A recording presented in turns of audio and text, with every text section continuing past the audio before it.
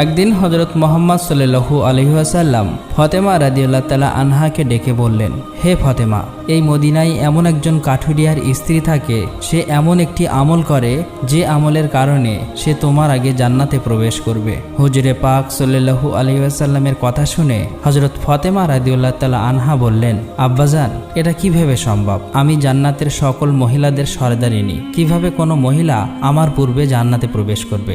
জান্নাতে পূর্বে প্রবেশ করার আকাঙ্ক্ষা সকলেরই রয়েছে। আব্বাজান, দয়া করে আপনি আমাকে সেই কাঠুরিয়ার স্ত্রীর ঠিকানা বলুন, আমি যাতে দেখে আসতে পারি সে কি এমন আমল করে যে আমলের কারণে সে আমার পূর্বে জান্নাতে প্রবেশ করবে। মুহাম্মদ সাল্লাল্লাহু আলাইহি ওয়াসাল্লাম তখন তাকে বললেন, ফাতেমা, আজকে তুমি বাড়ি ফিরে যাও, কিছুদিন পরে আমি তোমাকে ডেকে নেব এবং আমি তোমাকে সেই কাঠুরিয়ার স্ত্রীর ঠিকানা বলে দেব। হুজুরে পাক সাল্লাল্লাহু আলাইহি ওয়াসাল্লামের এই কথা শোনার পরে হযরত